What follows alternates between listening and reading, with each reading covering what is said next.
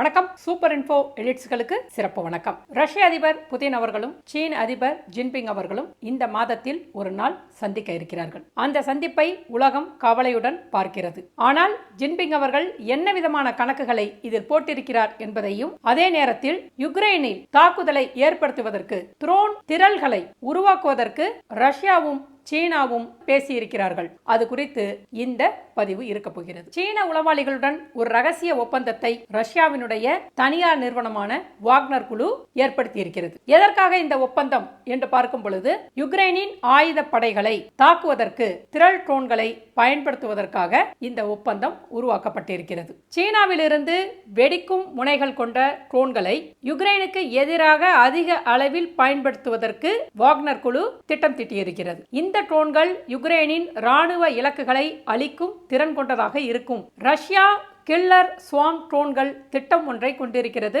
அதற்கு சீனத்தினுடைய தொழில்நுட்பத்தை இப்போது நாடி இருக்கிறது. இந்த ஸ்வாம் ட்ரோன் அல்லது ட்ரோன் திரள் அப்படின்னா என்ன என்று பார்த்தால், பல ட்ரோன்கள் செயற்கை நுண்ணறிவின் உதவியுடன் இலக்கு மீது ஒருங்கிணைந்த தாக்குதலை நடத்துவதுதான் இந்த ட்ரோன் திரள் என்று அழைக்கப்படுகிறது. சீனா 2017 ஆண்டு முதல் போருக்கான திரள் ட்ரோன் தாக்குதல் தொழில்நுட்பத்தை சோதனை செய்ய தொடங்கியது. இந்த ஸ்வாம் ட்ரோன்கள் 2 வகைப்படுகின்றன. முதல் நிலையான இறக்கை திரள்கள், இரண்டாவது குவாட்காப்டர் திரள்கள். 2 பிரிவுகளிலுமே அமெரிக்காவின் சாதனையை சீனா முறியடித்திருக்கிறது. சீன எலக்ட்ரானிக் டெக்னாலஜி கார்ப்பரேஷன் 2017 ஜனவரியில் 103 பிக்சட் விங் யுஏவிகளை பறக்கவிட்டு செய்த அமெரிக்க சாதனையை 119 பிக்சட் விங் யுஏவிகளை பறக்கவிட்டு சீனா முறியடித்து காட்டியது. இந்த சோதனையின் போது ஸ்வாம்கள் வெவ்வேறு குழுக்களாக பிரிக்கப்பட்டு ஒவ்வொரு குழுவும் இலக்கை நோக்கி சென்றது. அதன் பிறகு ஒருங்கிணைந்த உளவு பணிகளை மேற்கொண்டது. தாக்குதல் சாத்தியக்கூறுகளை கண்டறிய ஒரு குழுவாக சூழ்ச்சி செய்தது. நில இலக்குகள் மீது கண்காணிப்பு மற்றும் தாக்குதல்களையும் நடத்தி காட்டியது. இதே போல சீன நிறுவனமான இஹாங் ஏப்ரல் 29, 2018 அன்று 1374 யுஏவிகளை உள்ளடக்கிய உலகின் மிக பெரிய குவாட்காப்டர் ஸ்வாம் சோதனையை நடத்தியது. இதற்கு பிறகு சீனா இப்போது சமீபத்தில் ஸ்டீல்த் அட்டாக் ஸ்வாம் டெக் ட்ரோனின் சோதனையையும் நடத்தியது. இந்த அதிநவீன ட்ரோன்கள் ட்ரக்குகளில் இருந்து, ஹெலிகாப்டர்களில் இருந்து, கடல் தளங்களில் இருந்து ஏவப்படக்கூடியது. இது சுமார் 1.2 மீட்டர் நீளம், அதிகபட்ச வேகம் ஒரு மணிக்கு 150 கிலோமீட்டர், 15 கிலோமீட்டர் சுற்றளவில் இருக்கக்கூடிய இலக்குகளை தாக்க வல்லமை கொண்டது. இந்த வகை ஆளில்லா விமானங்கள் ரெஸ்க் பயன்முறையின் போதும் சாதாரண ட்ரோன்களை போல இருக்கிறது. ஆனால் அவை ஆர்டரை பெறும்போது ஒரு கப்பல் ஏவுகணையாக மாறி கொலையாளி ட்ரோன்களாக உருமாறி தற்கொலை தாக்குதலில் ஈடுபடுகிறது. ஸ்வாம் ட்ரோன்கள் 2 முக்கியமான தொழில்நுட்பங்களை ஒருங்கிணைத்து தாக்குதல் செய்கின்றன: மெஷின் மற்றும் ஏஐ.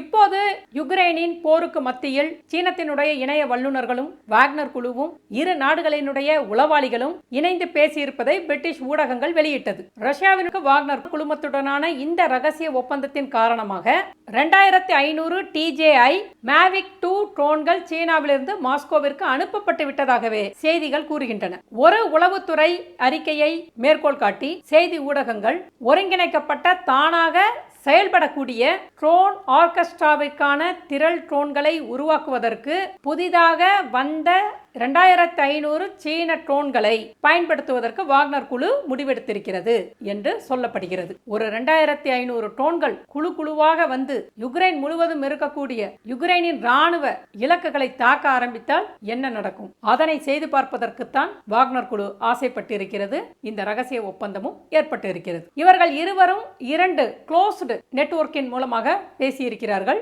ரஷ்யாவில் ஒரு நெட்வொர்க் இருக்கிறது, சீனாவில் ஒரு நெட்வொர்க் இருக்கிறது. சீனர்கள் எவ்வளவு மறுத்தாலும் யுக்ரைனுக்கு எதிராக பயன்படுத்தப்படுகின்ற போர் பொருட்களை ரகசியமாக ரஷ்யாவிற்கு அனுப்புவதற்கு அந்த நெட்வொர்க் பொறுப்பாக இருக்கிறது என்று அறிக்கைகள் குறிப்பிடுகின்றன. வாக்னர் குழு இந்த சீனர்களினுடைய போட் பண்ணைகள், சமீபத்திய திரள் தொழில்நுட்பங்களை உருவாக்க செயின்ட் பீட்டர்ஸ்பர்க்கில் ஒரு தகவல் தொழில்நுட்ப ஆராய்ச்சி மற்றும் மேம்பாட்டு அலுவலகத்தை நிறுவியதாக கூறப்படுகிறது. மேற்குலகத்திற்கும் கிழக்கு உலகத்திற்கும் இடையிலான இந்த புதிய வகை ஆயுத போட்டியானது போரின் போக்கை எப்படி கொண்டு செல்ல போகிறது என்று தெரியவில்லை. முடியவில்லை. அதே நேரத்தில் ரஷ்யா தனது அனைத்து வளங்களையும் பயன்படுத்தி இந்த போரினை வெல்ல வேண்டும் என்று முடிவெடுத்திருக்கிறது. எல்லாமே வசந்த காலத்திற்காக உருவாக்கப்பட்டு வருகிறது. ரஷ்யா செயற்கை நுண்ணறிவை பயன்படுத்தும் இந்த ட்ரோன் திரள்களை யுக்ரைனின் ராணுவ இலக்குகள் மீது ஏவும் பொழுது அதிலிருந்து அவர்கள் தற்காத்துக் கொள்வது என்பது மிகவும் கடினமாக இருக்கும். இது மட்டுமல்லாமல் இந்த திரள்கள் நேரடி வெகுஜன கண்காணிப்பு காட்சிகளை ஒரு தளத்திற்கு அனுப்ப முடியும். எந்த தளத்தை தாக்க வேண்டும் என்று முடிவெடுத்து அந்த தளத்தை அவர்கள் தாக்கவும் செய்யலாம். சீனாவுடனான ஒத்துழைப்பின் காரணமாக யுக்ரைனில் வாக்னர் குழுவினுடைய செயல்பாடுகள் என்பது ஊக்கம் பெறும். அறிக்கைகளின்படி பார்க்கும் பொழுது யுக்ரைனில் சண்டையில் ஈடுபட்டிருக்கின்ற ரஷ்ய துருப்புகளில் கிட்டத்தட்ட 10% வாக்னர் குழு இருக்கிறது. வாக்னர் குழுவை அமெரிக்க அரசு ஒரு நாடு கடந்த குற்றவியல் அமைப்பாக அறிவித்திருக்கிறது. இது மட்டுமல்லாமல் இந்த குழுவிற்கு உதவுவதற்காக யுக்ரைனின் செயற்கைக்கோள் படங்களை வழங்கிய சீன நிறுவனத்தின் மீதும் அமெரிக்கா தடை கொண்டு வந்திருக்கிறது. ஷாங்ஷா தியானி விண்வெளி அறிவியல் மற்றும் தொழில்நுட்ப ஆராய்ச்சி நிறுவனம் உட்பட 16 சீன நிறுவனங்களின் மீது அமெரிக்கா தடைகளை கொண்டு வந்திருக்கிறது. ஸ்பேஸ் சிட்டி என்று அழைக்கப்படுகின்ற ஒரு சீன நிறுவனம் பீஜிங்கிலும் லக்சம்பர்க்கிலும் தனது அலுவலகங்களை கொண்டிருக்கிறது. இந்த நிறுவனங்களுக்கெல்லாம் தடைகளை விதித்த அமெரிக்க கருவூலத்துறையினுடைய செயலர் ஜானட் எல்லன் என்ன கூறினார் என்றால், எங்கள் சர்வதேச கூட்டணியின் மூலமாக ரஷ்யா மீது விதிக்கப்பட்ட தடைகள் அதற்கு பல இடைஞ்சல்களை கொடுத்து வருவதனால் ரஷ்யாவும் வாக்னர் குழுவும் தங்களுக்கான ஆயுதங்களையும் ஆதரவையும் தீவிரமாக தேடி வருகிறது என்று கூறினார். இந்த ஸ்பேஸ் சிட்டி சீன நிறுவனம் என்ன செய்தது என்றால், யுக்ரைனில் வாக்னரின் ராணுவ நடவடிக்கைகளுக்கு வசதியாக குறிப்பிட்ட யுக்ரேனிய தளங்களின் சார் செயற்கைக்கோள் படங்களை அவர்களுக்கு வழங்கியது. இப்படி நாங்கள் வழங்கவில்லை என்று அந்த சீன நிறுவனம் மறுத்த போதிலும் அதன் மீது தடை கொண்டு வரப்பட்டிருக்கிறது. ஸ்பேஸ் சிட்டியோட பணியே இதுதான். 200க்கும் மேற்பட்ட வாடிக்கையாளர்களை அது கொண்டு இருக்கிறது. 14 விண்வெளி பயணங்களை அது மேற்கொண்டு இருக்கிறது.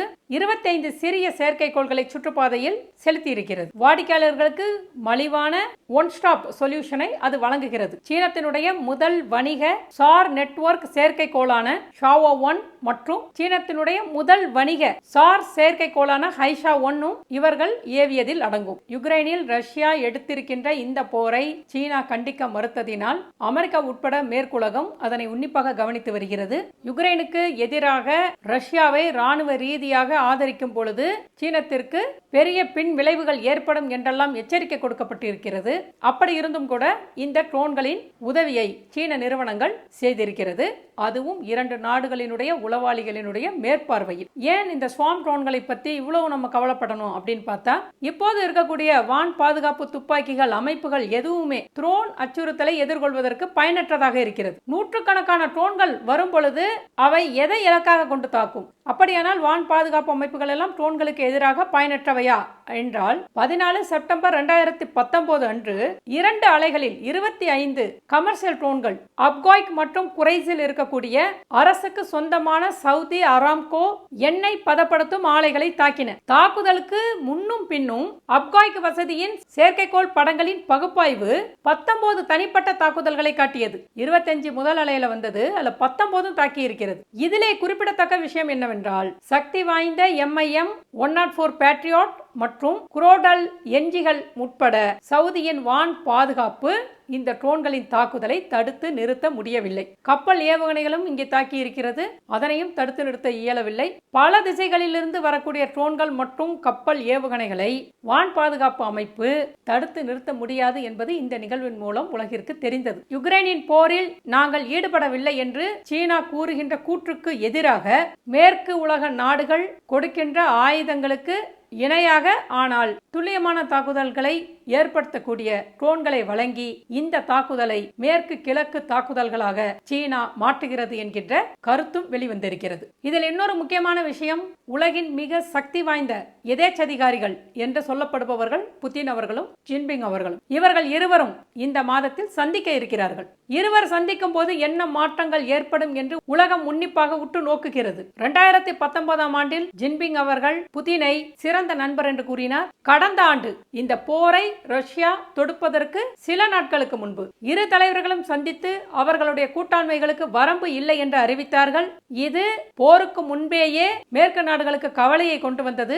ஆனாலுமே போரினை பொறுத்தவரைக்கும் ரஷ்யாவை கண்டிக்கவும் இல்லை, அதே போல அமைதிக்கு வாருங்கள் என்றும் சீனா அழைப்பு விடுத்தது. அணுசக்தி போராக அது மாறக்கூடாது என்ற அக்கறையையும் காட்டியது. இப்போது போர் ஒரு புதிய கட்டத்திற்குள் நுழைந்திருக்கிறது. அமெரிக்காவிற்கும் சீனாவிற்கும் இடையில் தைவானை கொண்டு உறவில் விரிசல் இருக்கிறது. இந்த நிலையில்தான் ஜின்பிங் அவர்கள் ரஷ்யாவிற்கு விஜயம் செய்ய போகிறார். 24 பிப்ரவரி 2022 தொடங்கிய ஒரு வருட நிறைவு ஆண்டிற்குள் புதின் அழைப்பின் பேரில் சீன அதிபர் ஜின்பிங் அவர்கள் மாஸ்கோவிற்கு வருகிறார். தேதிகள் இன்னும் உறுதி செய்யப்படவில்லை. ஆனால் இந்த இரு தலைவர்களும் இந்த பிப்ரவரியில் சந்திப்பார்கள் என்பது உறுதியாகி இருக்கிறது. இதற்குள் அமெரிக்காவினுடைய வெளியுறவுத்துறை செயலர் ஆண்டனி பிளிங்கன் அவர்கள் பிப்ரவரி 5, 6 தேதிகளில் சீனத்திற்கு விஜயம் செய்ய போகிறார். நிச்சயமாக இவர்கள் இருவருடைய பேச்சுக்களில் யுக்ரைன் போர் இருக்கும், ரஷ்யாவிற்கு அவர்கள் கொடுக்கக்கூடிய மறைமுகமான ஆதரவை பற்றி பேசுவார்கள், சீனத்தினுடைய ஆயுதங்கள், சீனாவில் இருக்கக்கூடிய அமெரிக்க குடிமக்கள் என்ற அனைத்தை பற்றியும் பிளிங்கன் அவர்கள் விவாதிப்பார் என்று சொல்லப்படுகிறது. பிளிங்கனினுடைய வருகையினால் அமெரிக்காவிற்கும் சீனாவிற்கும் இடையிலான வேறுபாடுகள் குறையும் என்ற அர்த்தம் அல்ல. ஆனால் ரஷ்யாவிற்கு அவர் விஜயம் செய்வதற்கு முன்னால் இந்த சந்திப்பு என்பது அவர் ரஷ்யாவிற்கு வெளிப்படையாக மிகப்பெரிய உதவியை செய்யாமல் தடுக்கும் என்பதற்காக இருக்கும் என்று சொல்கிறார்கள். ரஷ்யாவுடைய வெளியுறவுத்துறை அமைச்சகம் ஜின்பிங்கின் வருகை குறித்து மிக மகிழ்ச்சியாக ஒரு அறிக்கையை வெளியிட்டிருக்கிறது. இந்த ஆண்டு ரஷ்யாவும் சீனாவும் இரண்டு அரசாங்கங்களுக்கிடையில் மேம்பாடுகளை காணவும் இருதரப்பு உறவுகளை மேம்படுத்துவதற்கும் முயற்சிகளை தொடரும். ரஷ்ய ஜனாதிபதி புதின் அவர்கள் வசந்த காலத்தில் சீன தலைவர் ஜின்பிங்கை உத்தியோகபூர்வ விஜயத்திற்கு மாஸ்கோவிற்கு அழைத்திருக்கிறார். 2023 ஆண்டிற்கான ரஷ்யாவினுடைய நிகழ்ச்சி நிரலில் ஜின்பிங் அவர்களுடைய வருகை முக்கிய நிகழ்வாக இருக்கும் என்பதை புரிந்து கொள்வதன் மூலம் இந்த உறவு தொடரும் என்று குறிப்பிட்டிருக்கிறது. 2022 போர் தொடங்குவதற்கு முன்பு இவரை பார்த்துட்டு தான் போரை தொடங்கினாரு. ஒரு வருஷமா போர் இழுத்துட்டு இருக்கு. இதுல மீண்டும் இவரை போய் சந்திக்க போகிறார். எத்தனை ஆண்டுகள் போர் நீடிக்க போகிறது என்று தெரியவில்லை. ஆனால் அதுதான் சீனத்திற்கு வேண்டும் என்பதாக அவருடைய ஆய்வாளர்கள் எல்லாம் குறிப்பிடுகிறார்கள். அது பற்றி பார்ப்பதற்கு முன்பு இந்த அறிக்கை இன்னும் என்ன சொல்கிறது என்பதை பார்ப்போம். இரு நாடுகளும் தங்களுடைய பொருளாதார மற்றும் நிதி உறவுகளை வலுப்படுத்தவும் எரிசக்தி ஒத்துழைப்பை விரிவுபடுத்தவும் பேசுவார்கள் என்று எதிர்பார்க்கப்படுகிறது. அடுத்தது நம்ம உன்னிப்பா கவனிக்கணும். உலக அமைதி மற்றும் ஸ்திரத்தன்மையை பேணுவதற்காகவும் பிராந்திய மோதல்களை தீர்ப்பதற்கும் மோதலை சமாளிப்பதற்கும் ஒருங்கிணைக்கும் நிகழ்ச்சி நிரலை ஊக்குவிப்பதற்கும் இரு நாடுகளும் வெளியுறவு கொள்கையின் கோர்ஸ்களை ஒருங்கிணைத்து வருவதாக அமைச்சகம் கூறி இருக்கிறது. இது எதுல கொண்டு போய் முடியும்னு தெரியல. மேற்கில் இருந்து யுக்ரைனுக்கு போர் டாங்கிகள், இப்போது விமானங்கள் என்று ராணுவ உதவிகள் அதிகரித்துக் கொண்டிருக்கிறது. இதன் காரணமாக ரஷ்யா மேலும் சில இழப்புகளை சந்திக்கும் என்று சீன தரப்பில் பேசப்படுகிறது. இதனை சீனா வேறு விதமாக பார்க்கிறது. ரஷ்யாவிற்கும் மேற்கத்திய நாடுகளுக்குமான யுக்ரைனில் நடக்கக்கூடிய சண்டை பல மாதங்கள், இன்னும் பல ஆண்டுகள் கூட நீடிக்கும் என்று சீனா எதிர்பார்க்கிறது. அமெரிக்கா அந்த மோதலில் முக்கியமாக இருப்பதினால் சீனத்திற்கு அது பயனாக இருக்கும் என்று அது கருதுகிறது. சீனாவை பொறுத்தவரைக்கும் யுக்ரைனில் இருக்கக்கூடிய நீடித்த மோதல் சீனத்திற்கான அமெரிக்காவினுடைய அதிகார போட்டியிலிருந்து ஒரு பயனுள்ள திசை திருப்பல். அமெரிக்காவோட கவனம் எல்லாம் இப்போ அங்க இருக்கு. தைவானை பற்றியோ சீனத்தை பற்றியோ இப்போது யோசிக்கக்கூடிய நிலையில் அது இல்லாமல் இருக்கிறது என்பது சீனத்திற்கு தன்னுடைய தயாரிப்புகளை செய்து கொள்வதற்கு வசதியாக இருக்கிறது. அதனால்தான் இன்னொரு பக்கம் புதினால் இந்த போரை தக்க வைக்க முடியும் என்று அவரை தோளில் தட்டி கொடுத்து கொண்டே தனது வேலையை பார்த்து கொண்டே இருக்கிறது. இப்படி இருக்கின்ற சூழ்நிலையில் இந்த மாதத்தில் மாஸ்கோவிற்கு சீன அதிபர் ஜின்பிங் அவர்கள் வருகை தரப்போகிறாரே, அது என்ன விதமான ஒரு பார்வையை உலகத்தில் ஏற்படுத்தும் என்று பார்க்கும்போது ரஷ்யாவிடமிருந்து விலகி இருக்குமாறு சீனத்திற்கு அழுத்தம் கொடுத்து கொண்டிருக்கிறது அமெரிக்கா. நான் உனக்கெல்லாம் அடங்கின ஆள் இல்ல, நான் போய் அவரை பார்ப்பேன் அப்படின்னு காட்டுவதன் மூலமாக அமெரிக்காவிற்கு ஒரு செய்தியை ஜின்பிங் அவர்கள் அனுப்ப முடியும். இரண்டாவது, ரஷ்யாவும் சீனாவும் அவர்களுடைய வெளியுறவு கொள்கையை படித்துக் கொண்டிருக்கிறார்கள். எதற்காக? ஒருங்கிணைந்த நிகழ்ச்சி நிரலில் ஈடுபடுவதற்காக என்று சொல்கிறார்கள். தைவானுக்கு உதவியாக ரஷ்யா போக போகிறதா அல்லது யுக்ரைனின் ரஷ்ய முயற்சிகளுக்கு சீனா எந்த விதமான பங்களிப்பை தரப்போகிறது என்பது இந்த விஜயத்திற்கு பிறகு தெரியும். ஆனாலுமே ஜின்பிங் அவர்கள் மிக மிக உஷாராக இந்த பங்களிப்பை செய்வார். நேரடியாக மேற்குலகத்தையோ அமெரிக்காவையோ பகைத்துக் கொள்ளும் எந்த ஒரு செயல்பாடுகளையும் அவர் செய்ய மாட்டார் என்றும் சொல்கிறார்கள். ரஷ்யாவிற்குமே ஜின்பிங் அவர்களுடைய வருகை என்பது ஒரு பயனாகத்தான் இருக்கும். சக்தி வாய்ந்த வாய்ந்த நாடாக சீனா பார்க்கப்படுகிறது. ரஷ்யா தனிமைப்படுத்தப்பட்டிருக்கிறது என்பதை மீறி அங்கிருந்து அதனுடைய அதிபர் இங்கே விஜயம் செய்வது என்பது ரஷ்யாவிற்கு ஒரு பயனுள்ள நிகழ்வாக இருக்க போகிறது. போரில் நடுநிலை வகிப்பது போல சீனா இதுவரைக்கும் வெளிக்காட்டினாலும் இப்போது இந்த சந்திப்பிற்கு பிறகு எந்த பக்கத்தை அவர் எடுக்க போகிறார் என்று தெரியவில்லை. ஆனாலுமே இந்த சந்திப்பு என்பது ரஷ்யாவின் பக்கம் சீனா இருக்கிறது என்பதாகத்தான் அமையும். தைவானுக்கு அமெரிக்காவினுடைய வளர்ந்து வரும் ஆதரவு சீனத்திற்கு எரிச்சலை கொடுக்கிறது.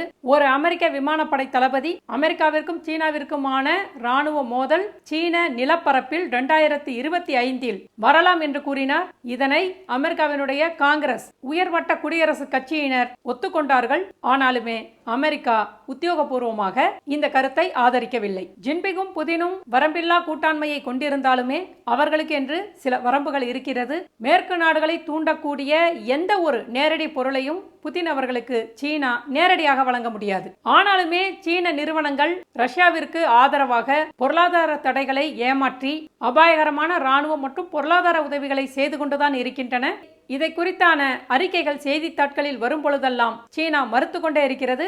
சமீபத்தில் ப்ளூம்பர்க் செய்தித்தாள் வெளியிட்ட அந்த அறிக்கையையும் இந்த திங்களன்று சீன வெளியுறவு அமைச்சக செய்தி தொடர்பாளர் மாவோனிங் யுக்ரைனின் நெருக்கடியை அமெரிக்கா தான் ஆரம்பித்தது.